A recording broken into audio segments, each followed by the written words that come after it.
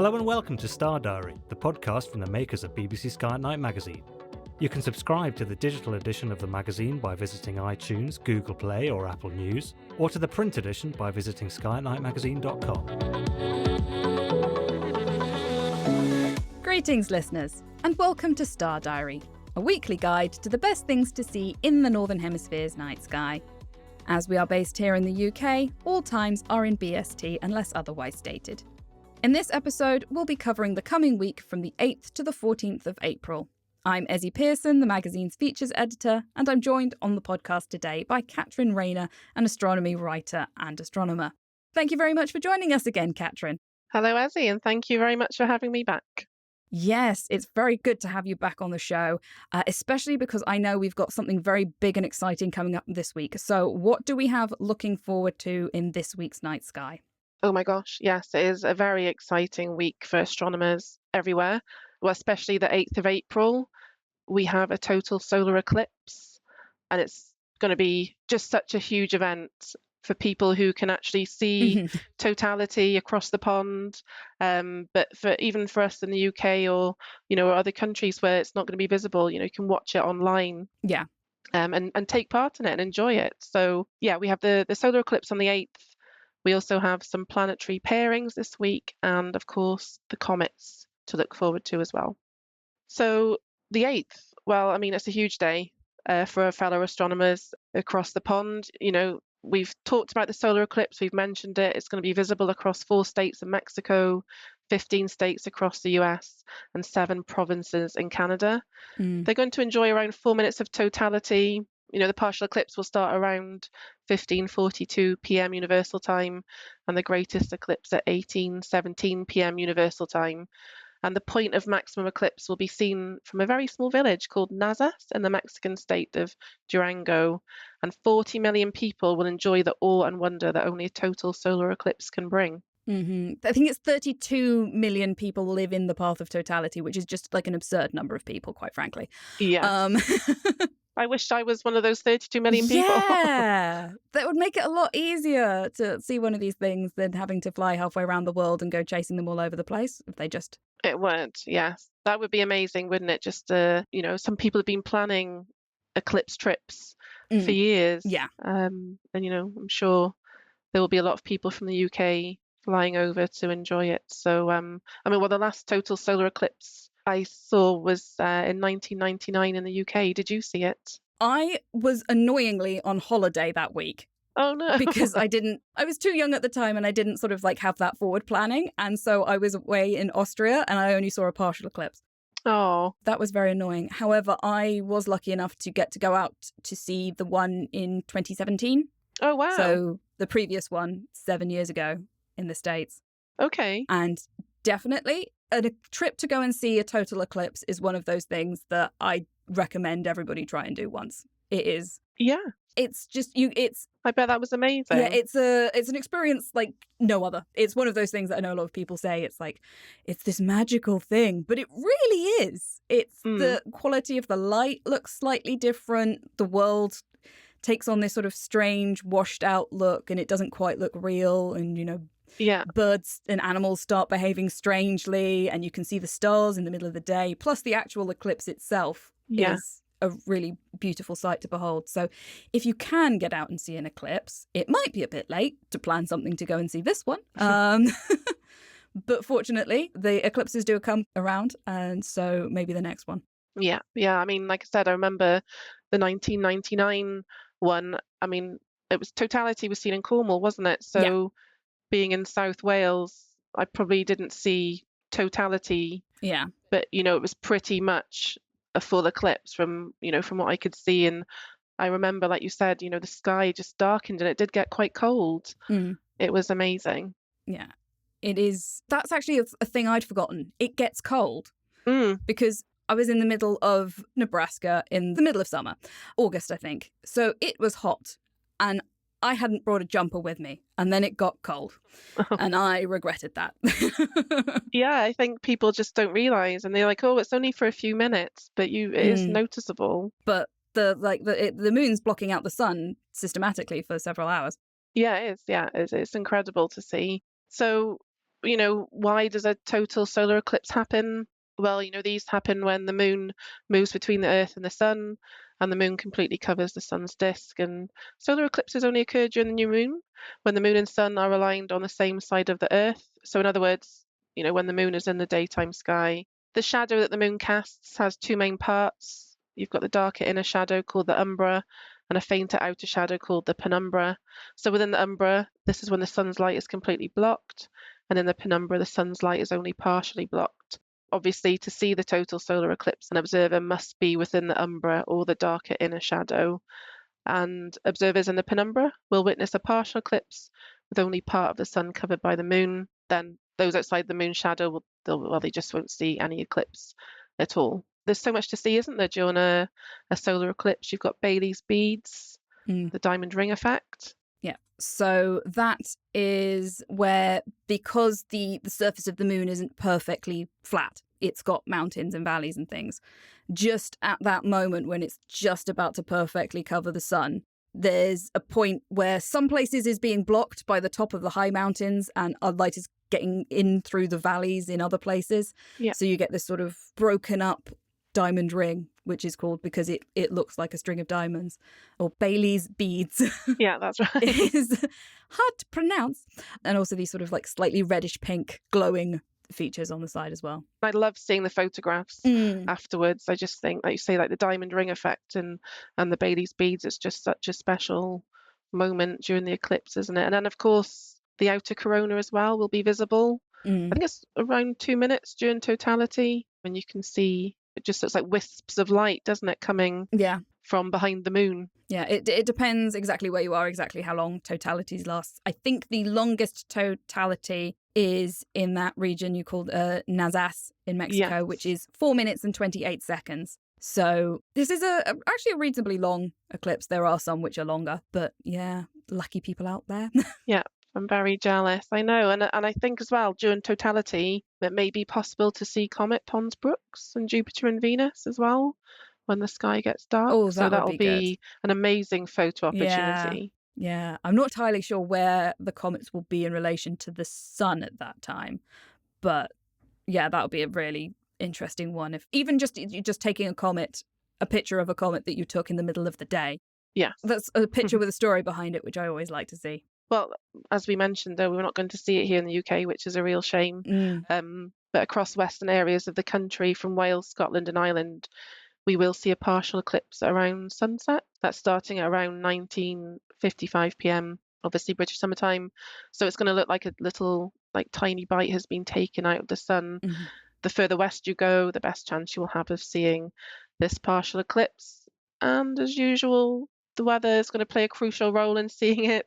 Yeah. But if you have a good, clear, unobstructed view, again, another great photo opportunity. So yeah, and if anybody does manage to get any good photos of either the eclipse or a comet during an eclipse or the view from the UK, please do send them in to sky@nightmagazine.com. The link is down below. We put the best images into the magazine every issue, and we would always love to see your pictures of the eclipse, so please do send them in to us. We love to see them. Hopefully we'll be flooded with images and we can enjoy looking at them all.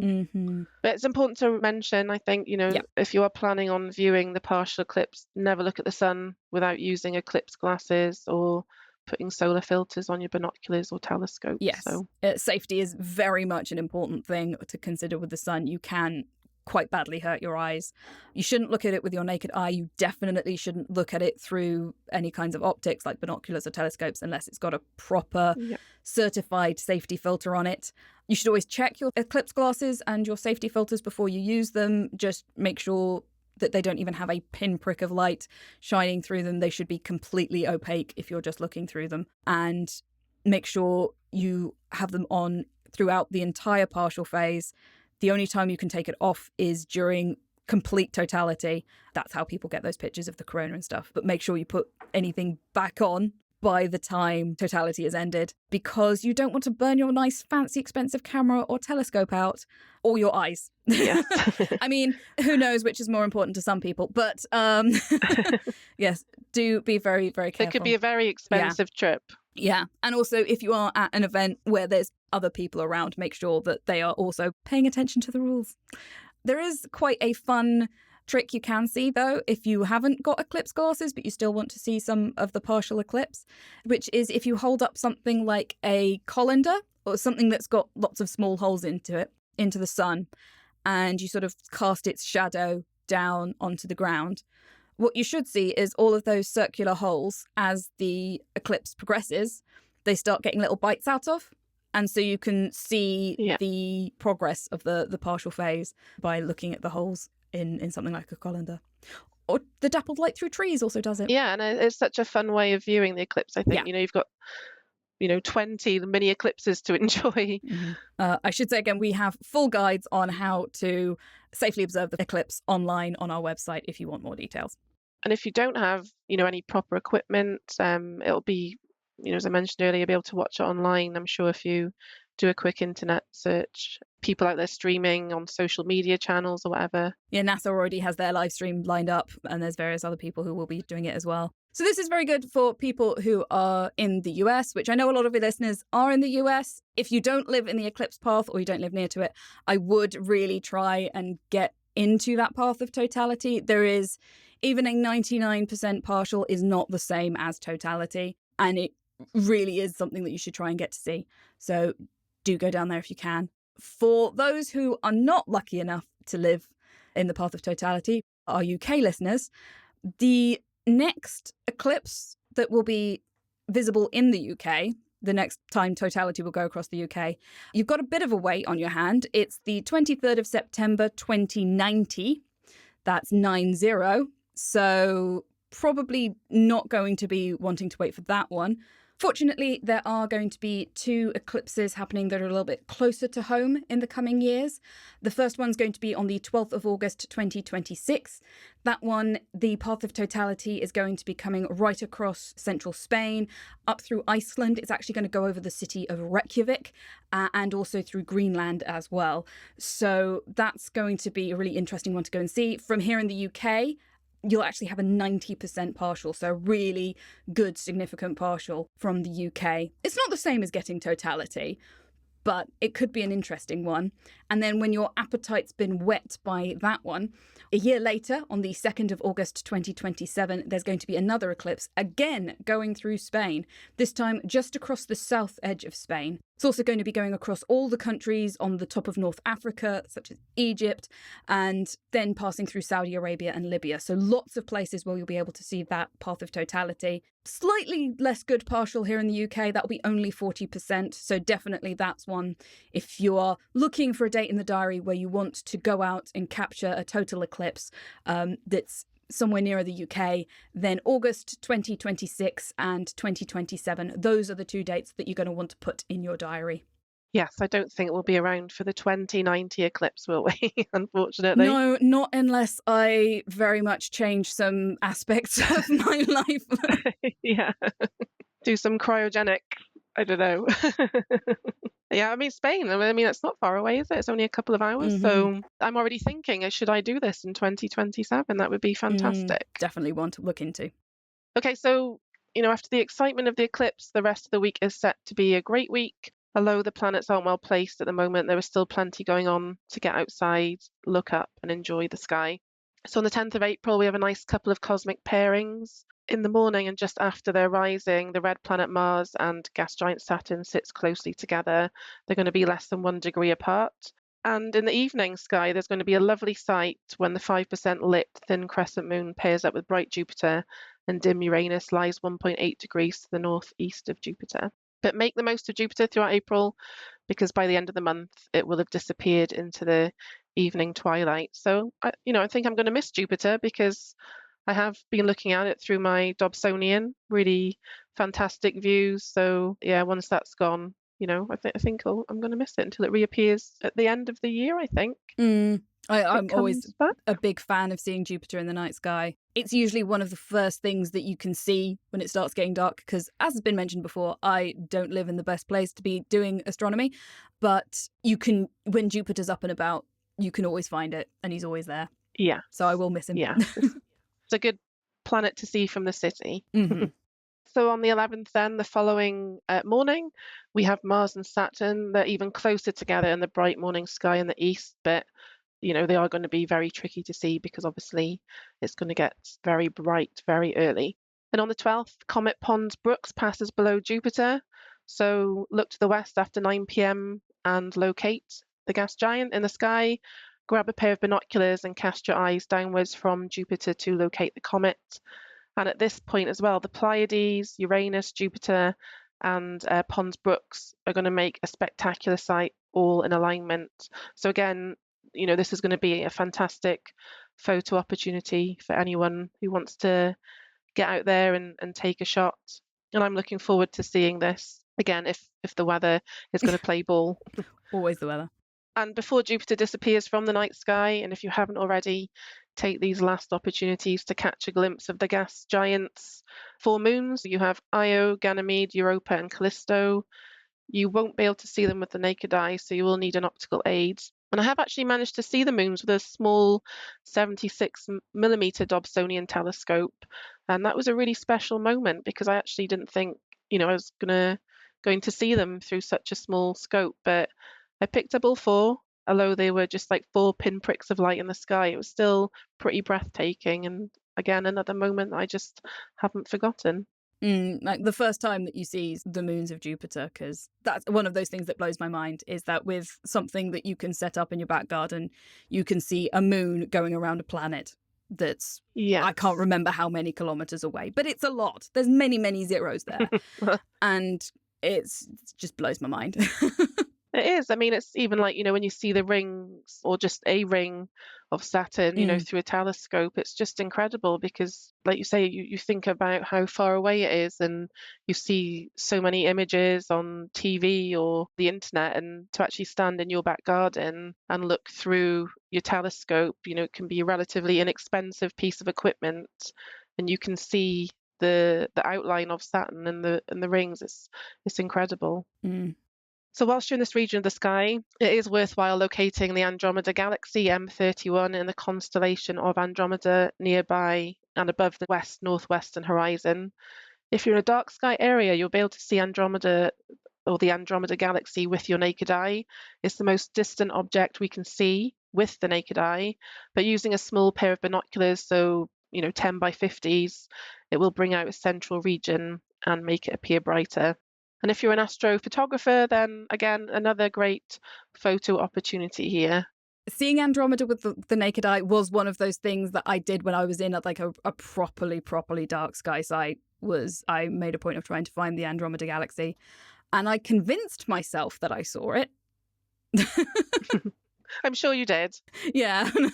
Yeah, I know sometimes you think, am I making this up in my head? Am I even looking in the right location for it? But I think, if you're on a dark sky area, is again another one of those moments that you just never forget. And to see a galaxy with a naked eye, it's pretty incredible.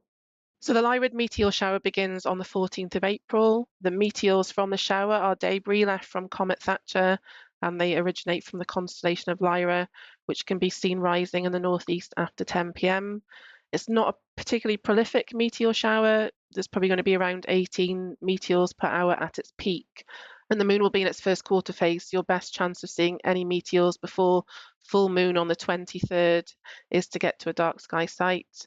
And unfortunately, just looking to the future, the Lyrids are going to peak on the night of the 22nd, 23rd of April, which unfortunately coincides with the full moon. So that would be an example of when the full moon is a pest. Yeah, there are times when you're wanting to see something and the moon's just like, nah. Yes. Which is a bit annoying. Yeah. I mean, it's so bright as well. It's crazy. It is. It's that thing that you forget how bright it is until you're confronted by it. Yeah. I suppose. Yeah, and it does get in the way, definitely. Yeah. Unfortunately, this year is not a great one for meteor showers. Most of the major ones do come up against the moon. We had a very good year last year. I'm not sure what it's like next year, but there will be some years when it's good and some years when it's bad. Yes, and unfortunately it's this year, and the sky will probably be so clear as well. Yeah, there'll be a cloud in the sky, and it'd just be typical. Though having said that, we're talking about the beginning of the meteor shower. It doesn't peak for another couple of weeks. That's right. You can see potentially meteors throughout the entire period. There's in fact it's actually quite helpful for people who track and monitor and record meteors. If you do it away from the peak as well, that's very, very useful to people who do the research with that data. If you want more information about how you can track meteors, then I'll put a note down to it in the show notes below, or you can find it on our website, skyatnightmagazine.com. Okay, so the moon. So we know there's a new moon at the start of the week because we've had the total solar eclipse. Mm-hmm. So it is a quiet week ahead moon-wise, but it starts to wax again throughout the week. And on the 12th, when it's 21% illuminated, grab a pair of binoculars or your telescope and try and locate Valles Rita near the moon's southeastern limb. So this feature is a long lunar valley. It stretches for over 200 kilometers, and it was formed when ejecta from the Mare Nectaris impact created over a dozen craters. It looks like someone's just kind of taken a long gouge out of the moon, and you can see the 71-kilometer Rita crater near the top of the gouge. Yeah. It has a peak at center. Yeah, and I think it's a really well-defined crater, isn't it, Rita, because it's something that you can almost kind of recognize straight away, I think. Yeah, I find with the valleys, particularly in pictures, those sorts of like long valleys mess with my eyes, and I find it so hard to convince my brain that it's going sort of into the moon, not sticking out of it. Yeah. But they are very interesting to see nonetheless. They're fantastic. Yeah, so it is well worth looking out for, and yeah, it'll be a good opportunity to do some moon observing. Mm-hmm. Well, thank you very much for taking us through what is promising to be a very busy week. But thank you for that, Katrin. And if you at home would like to make sure you keep up to date with all of the best goings on in the night sky to make sure you don't miss any upcoming sights, please do subscribe to the Star Diary podcast if you haven't already. But to summarise that week again, we start the week on the 8th of April when a total eclipse of the sun will be visible across a large portion of the US. A small partial will be visible in the UK if you want to see that. It will first make landfall at 1802 UT in Mexico, going right the way across Mexico, the United States and Canada. The path of totality will eventually leave land just off of Newfoundland at 1946 UT as well. If you can get to the path of totality, it's well worth the look, but there'll be lots of people talking about it and pictures online if you can't. Looking towards the planets, on the 10th of April in the morning sky, we have Mars and Saturn together. Then in the evening, the moon is going to be aligned with Jupiter and Uranus. On the 11th, Mars and Saturn will again be close in the morning sky. And on the 12th, Pons Brooks is going to pass below Jupiter. It will also be lined up with Uranus and the Pleiades as well, so a great photo opportunity there. Jupiter is on its way out of the night sky, so do make sure that you take the chance to see the moons of Jupiter whilst you still can as well. Whilst you're in that region of the sky, you might also want to take advantage of the new moon and look to see if you can find the galaxy of Andromeda as well. On the 14th of April, we have the beginning of the Lyrids meteor shower. That will be going on right through the month, peaking on the 23rd. And looking towards the moon, on the 12th, you can locate Valles Rita on the moon's southern rim as well. So thank you very much, Katrin, for joining us. And thank you much at home for taking the time to listen to us. And we'll hopefully see you back here again next week. Goodbye. If you want to find out even more spectacular sights that will be gracing the night sky this month, be sure to pick up a copy of BBC Sky at Night magazine, where we have a 16-page pull-out sky guide with a full overview of everything worth looking up for throughout the whole month. Whether you like to look at the moon, the planets, or the deep sky, whether you use binoculars, telescopes, or neither, our sky guide has got you covered, with detailed star charts to help you track your way across the night sky. From all of us here at BBC Sky at Night magazine, goodbye. Thank you for listening to this episode of the Star Diary podcast from the makers of BBC Sky at Night magazine, which was edited by Lewis Dobbs. For more of our podcasts, visit our website at skyatnightmagazine.com/podcasts or head to Spotify, iTunes or your favourite podcast player.